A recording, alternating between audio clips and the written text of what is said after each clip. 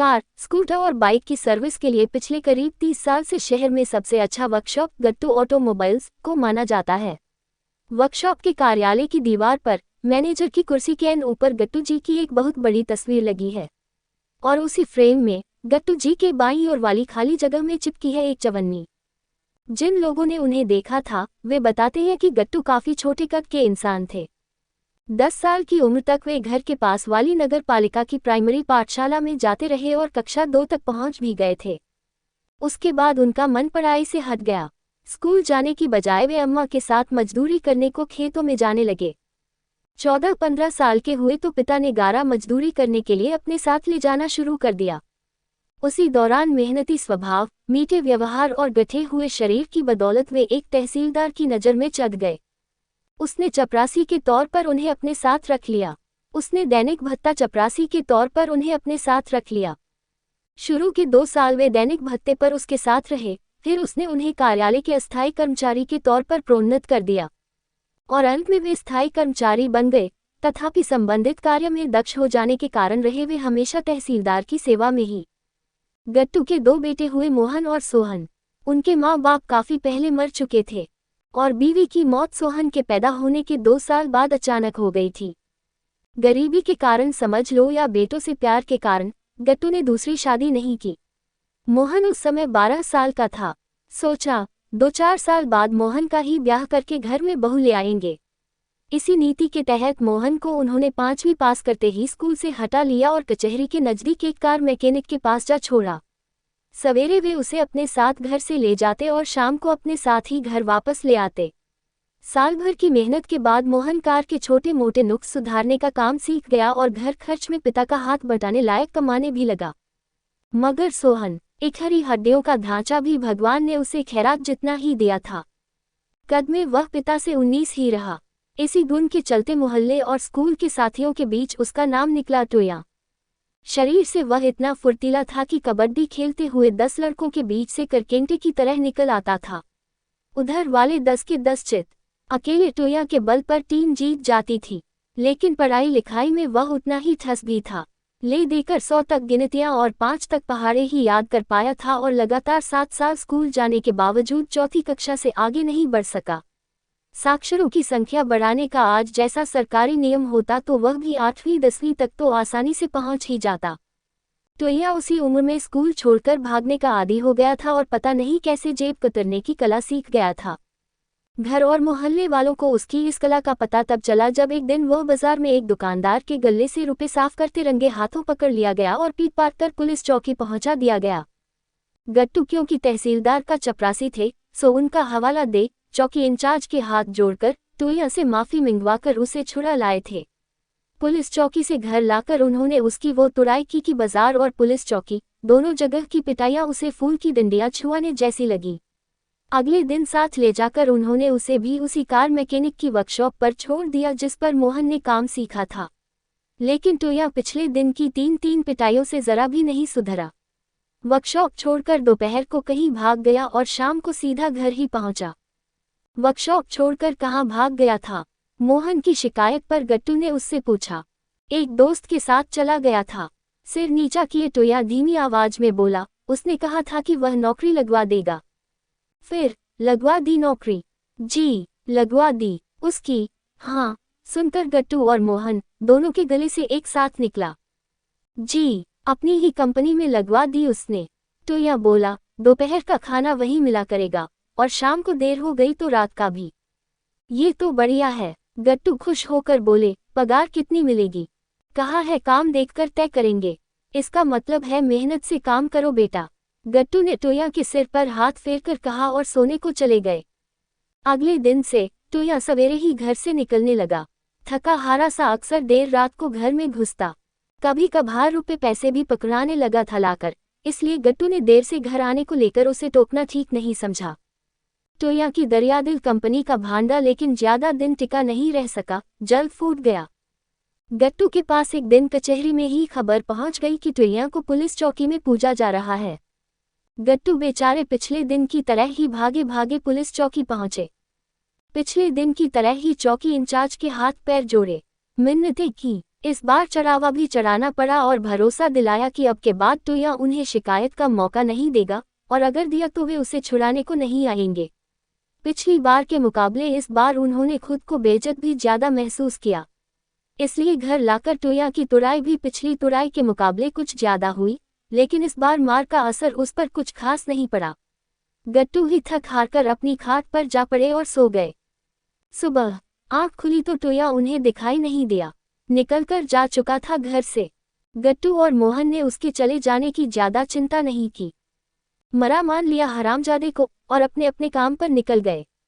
रात को टोया लौट आया। बाप या भाई में से कोई उससे नहीं बोला, उसने भी किसी से बात नहीं की और हल्का फुल्का जो भी रसोई में रखा मिला उसे खाकर अपनी खाट पर जा लेटा। उस दिन के बाद घर में उन तीनों प्राणियों के रहने, रुकने, आने जाने, खाने और सोने का यही क्रम चल निकला। ये क्रम उस दिन टूटा जिस दिन टोया के फिर से पकड़े जाने की खबर गट्टू को मिली और गट्टू उसे छुड़ाने को पुलिस चौकी नहीं गए।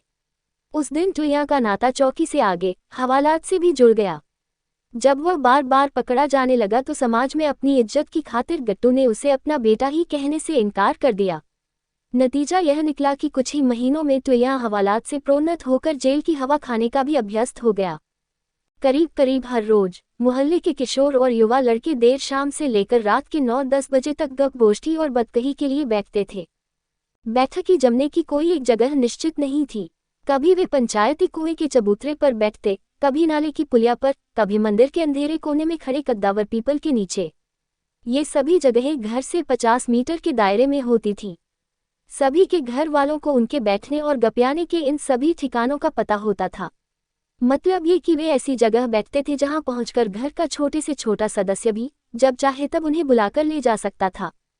गिरकट और उठाईगीर के रूप में ख्यात हो जाने के बावजूद टोया में सामान्य जीवन से जुड़ा रहने की ललक थी शायद, इसीलिए अक्सर ही रात को घर जाने से पहले वह भी उनमें जा मिलता था।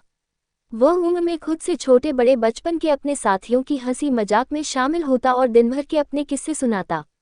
वे सब भी उससे दूर रहने की घर वालों की लाख हिदायतों के बावजूद उसे अपने बीच बैठने देते थे। वह आता और चल रही बात को बीच में काटते हुए एकदम से बोलता, भाई आज का किस्सा सुनाऊं। उसके ऐसा बोलते ही उनका अपना किस्सा जहां का तहां रुक जाता था। उन्हें उसका सुनाया हर किस्सा परिलोक के किस्से जैसा रोमांचक लगता था, क्योंकि वह उनके सीमित दायरे से अलग एक बड़े दायरे में घूम फिर उन्हें समेट कर लाता था। हाँ, उनके गले से निकलता और सब के सब उसकी ओर मुंह बाकर बैठ जाते।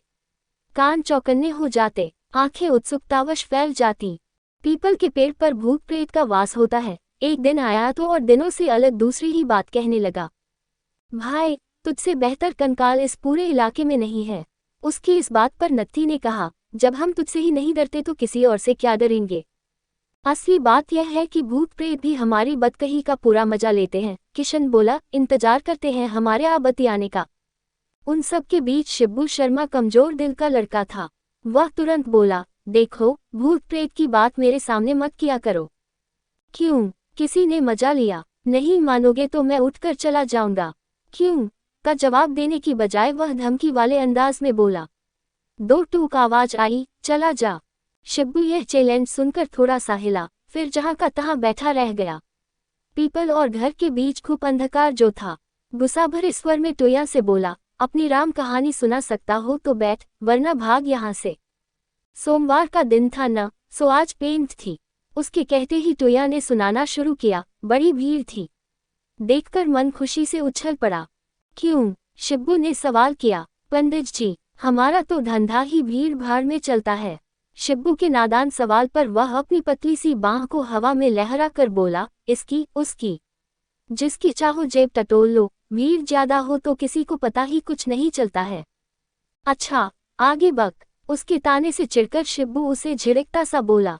मैंने देखा कि एक ताऊ के कुर्ते की दाईं जेब बड़ी भारी सी लटक रही थी। मैं फुर्ती से उसके पास जा पहुंचा और बराबर बराबर चलने लगा। मौका पाकर मैंने बाएं हाथ की कैंची ताऊ की जेब में डाल दी।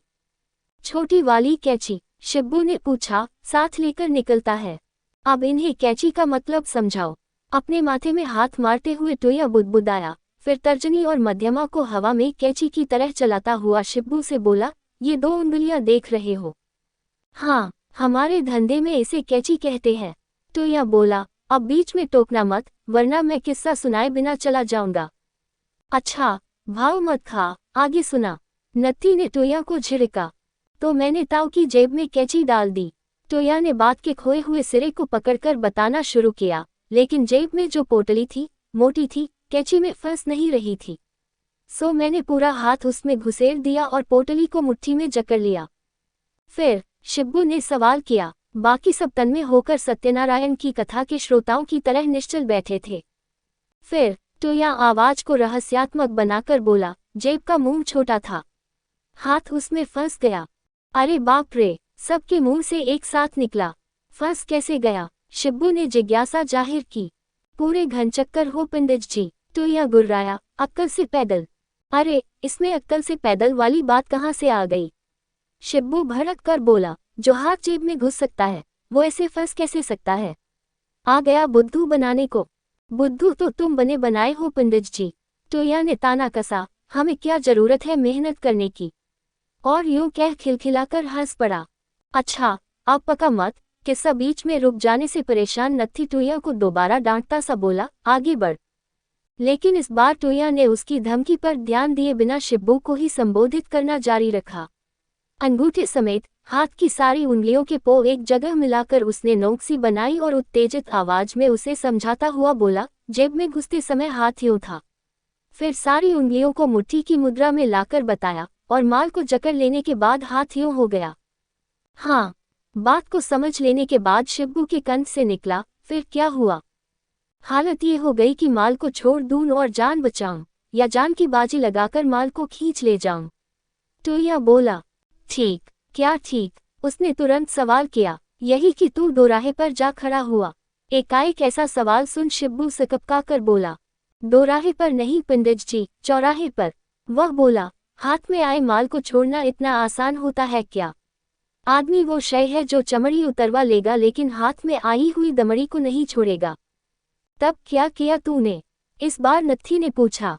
कुछ समझ में नहीं आ रहा था, सो जेब में फंसे हाथ को लेकर चलता रहा ताव के बराबर बराबर। भरी पेंट में? हाँ जी, भरी पेंट में।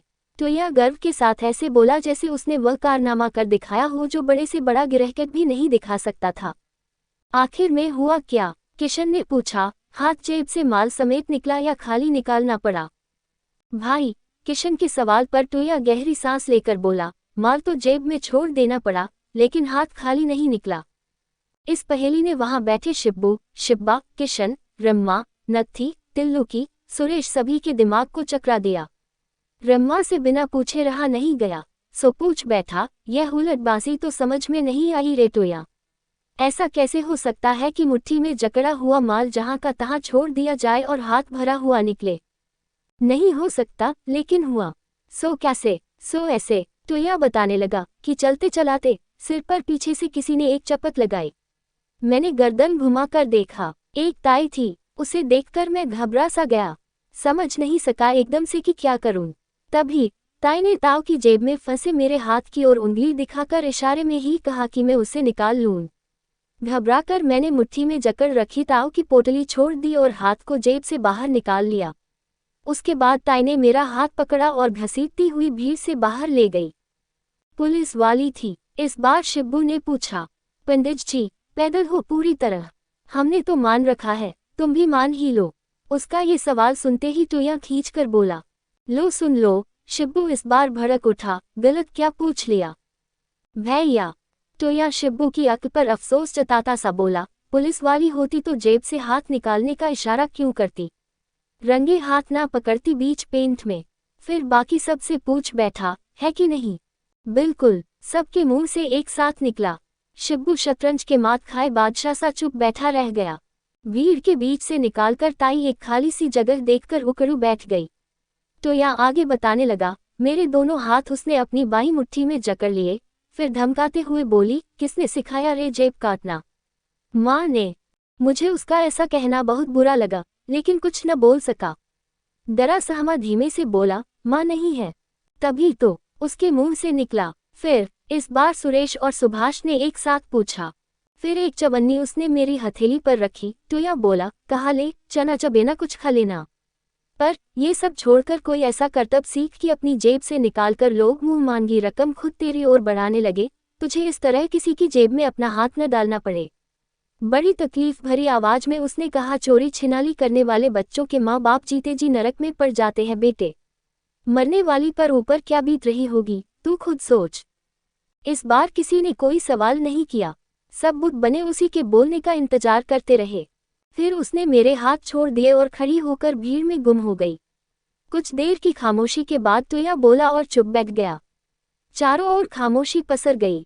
बस उस खामोशी को तोड़ते हुए किशन ने सवाल किया, अभी है? उसके सवाल पर टोया उदास आवाज में बोला, अम्मा के मरने के समय बहुत छोटा था मैं। याद नहीं है कि वह दिखती कैसी थी, लेकिन उस ताई की झिड़की सुनकर अम्मा का दुख भरा चेहरा आंखों के आगे घूम गया। फिर बैठे बैठे ही उसने दाईं टांग को लंबी फैलाकर अपने पाजामे की जेब में हाथ डाला, उसमें से कुछ चीज निकाली और तब से उन सब के बीच जमीन पर टिका कर बोला, ये है वो चवन्नी। काफी देर तक वे बीचों बीच रखी उस चवन्नी को ताकते बैठे रहे। एकाएक रम्मा उससे पूछ बैठा, हमें क्यों दिखा रहा है इसे? इसलिए कि सिर्फ चवन्नी नहीं है ये। इस सवाल पर टोया लगभग तड़प कर बोल उठा, ध्यान से देखो, सिर्फ चवन्नी नहीं है ये। क्या है? रम्मा ने उपहास भरे अंदाज में पूछा। आशीर्वाद है मैया का, टोया ने कहा। आशीर्वाद? जो ताई बनकर वो हमें दे गई है। फिर ऊपर की ओर हाथ जोड़कर बोला, पीपल बाबा, आज से, आज क्या अभी से, उठाईगिरी और जेबतरासी के धंधे पर थू। कल सुबह से मोहन के साथ मेहनत शुरू न करूं तो आप पर बसने वाले सभी प्रेत पटक पटक कर मुझे मार डालें। उसकी यह बात सुन सबकी गर्दनें पीपल के घटाटोप की ओर उठ गईं। पीपल बाबा, बिगड़ा हुआ ये प्रेत आज इंसान बनने की कसम खा रहा है, ध्यान रखना। नत्थी के मुंह से निकला। उन सब में वही सबसे ज्यादा उम्र का था। टोया ने उसकी बात जैसे सुनी ही नहीं। अपनी बात कहकर उसने जमीन पर रखी चवन्नी उठा ली, बारी बारी दाईं बाईं दोनों आंखों से उसे लगाया, चूमा और उठ खड़ा हुआ।